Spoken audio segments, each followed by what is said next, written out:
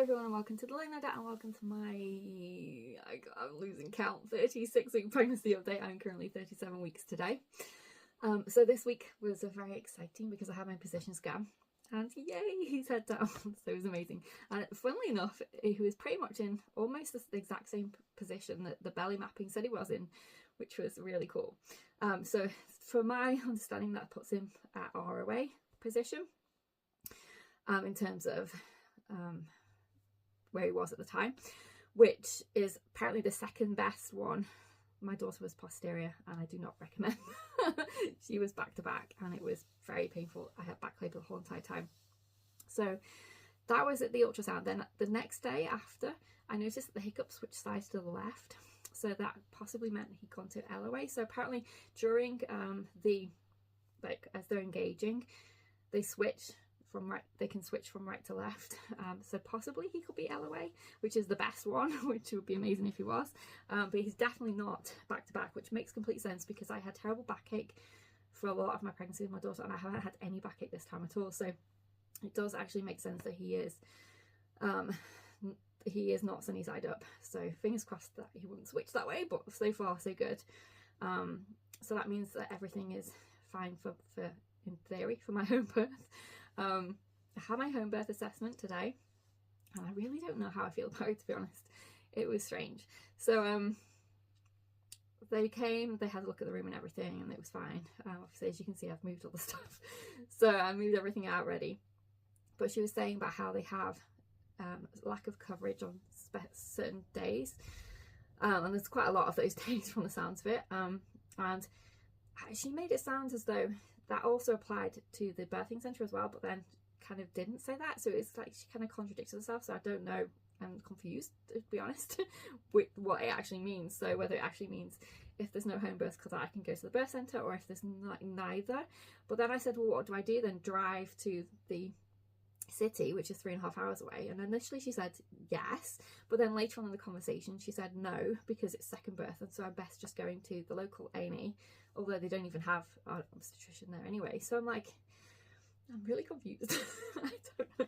But basically it's just going to have to be one of those things where I phone and find out. She did say she'd phone me on every day and tell me whether or not they had cover, but to me that would just stress me out. I'd rather just find out when I was actually in labour whether or not they had cover on that day. The other thing that was really weird is she said that they were ordering my medication and stuff, so like gas and air and oxygen, when she phoned me, which was last Thursday.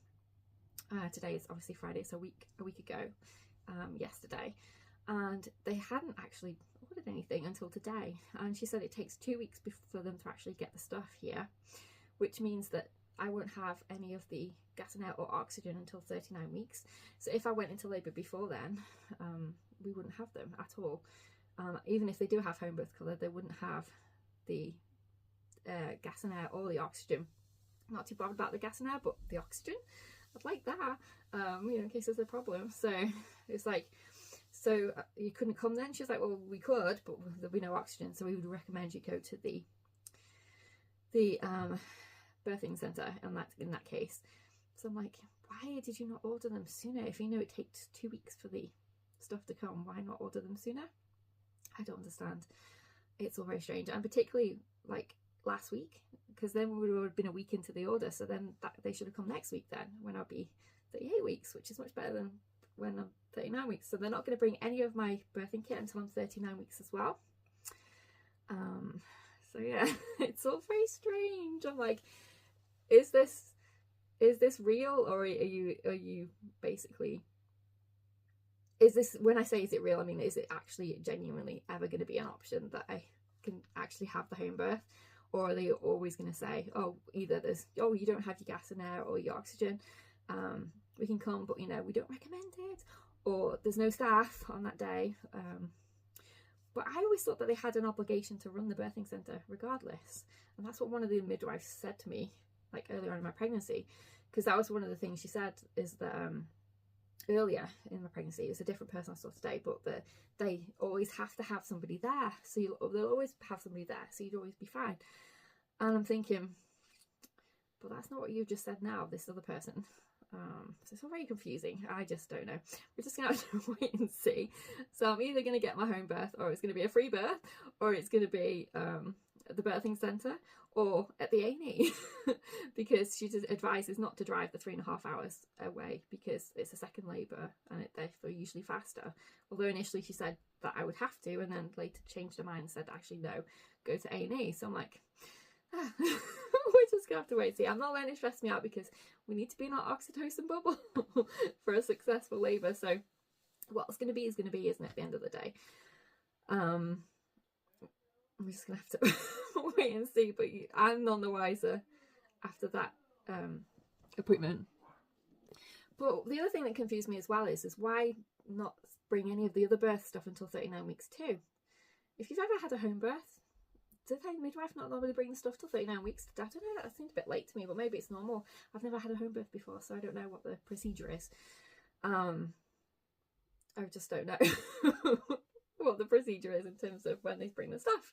But yeah, so it kind of sounds like to me that they don't bring anything until 39 weeks. Therefore, if you go into labour before then you either have to go to the birthing centre or to A&E because the actual maternity hospital is 3.5 hours away. So that's not going to be the best thing to do. Or if it's after 39 weeks, then they should have brought all the stuff. And it's whether or not that day they have staff. I think that's to summarise everything. But yeah, I'm not going to stress me out. We're just going to have to wait and see. If I think about it too much, it will. I don't want to be stressed out. I just want to. I thought the biggest hurdle was going to be, was he head down? But apparently that's not the biggest hurdle at all. Yeah, we're just going to have to wait and see. I'm not, like I say, I'm not going to dwell on it. I'll have to ring on the day and find out whether or not there's anybody there, and then decide from there really what to do. It's disconcerting, to be honest, but you can't let it get to you. And she did say they are trying to cover all the shifts, so we'll see how true that is. But that's everything with the home birth. In terms of how I've been feeling, after the appointment I had so much pressure, so I don't know if that's because he engaged more into the pelvis, or whether it's, you know, because they were rummaging around with the ultrasound and I had to do it twice because she forgot to measure something.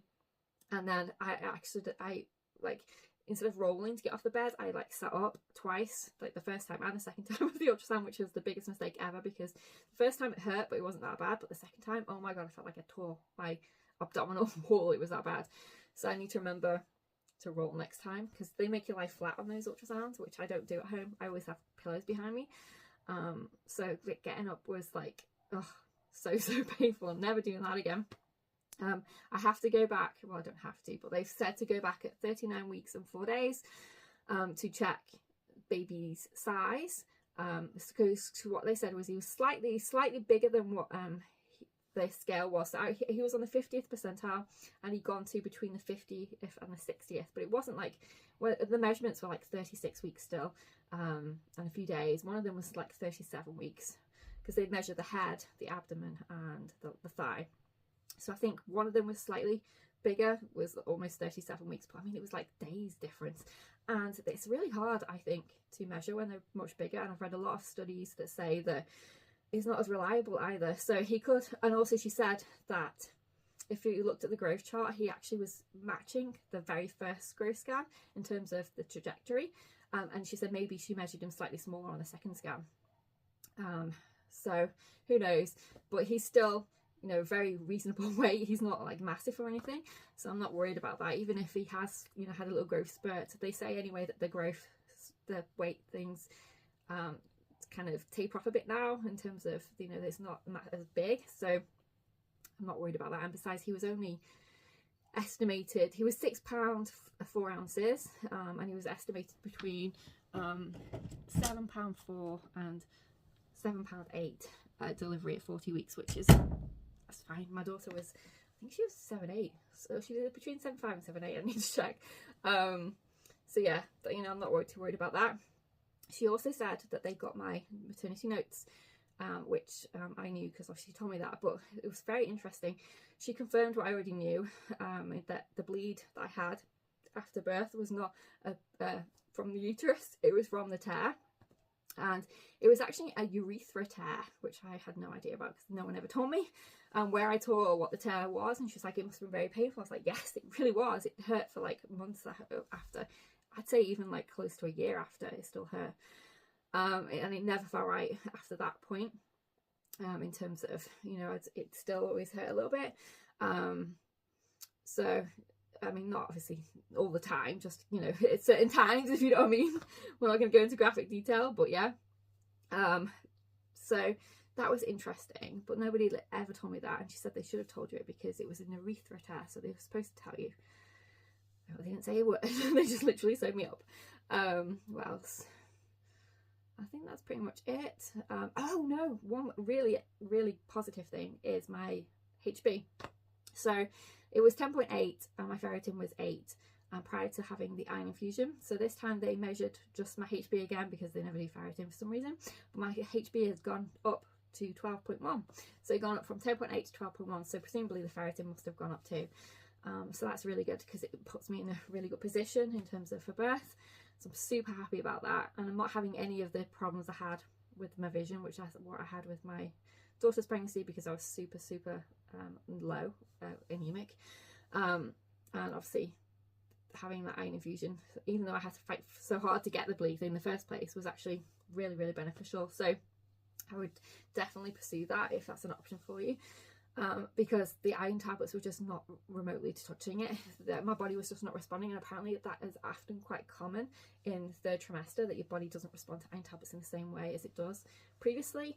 So that might be why if you're having issues too with your iron and you're on the iron tablets and yet they don't seem to be working, that might be why. Let me think, anything else? I think that's it. I'm just very confused to be honest. I need to like process everything that happened. Because I really don't know what this all actually means in terms of my birth, but we're just gonna have to wait and see. I think as long as there's staff, they'll come, but if before 39 weeks they won't have any stuff, like no gas or oxygen, because it takes 2 weeks for it to arrive. So then that would be my decision whether they come if they did have staff, whether or not I would ask them to come, because I wouldn't have oxygen before 39 weeks, unless it comes sooner, which is obviously a possibility, we hope, but you know, but then they wouldn't have their birth boxes, but presumably they could still bring them with them. I don't know, this is the NHS for you.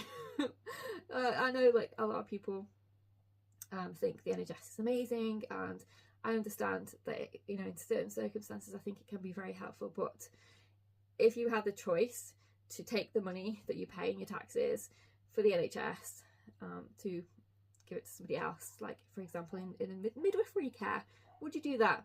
And I think I definitely would. Anyway, I'll see you in our next video. I've already done my bump shot. I'll include that footage. Take care. See you soon. Okay, so here is 37-week bump from the side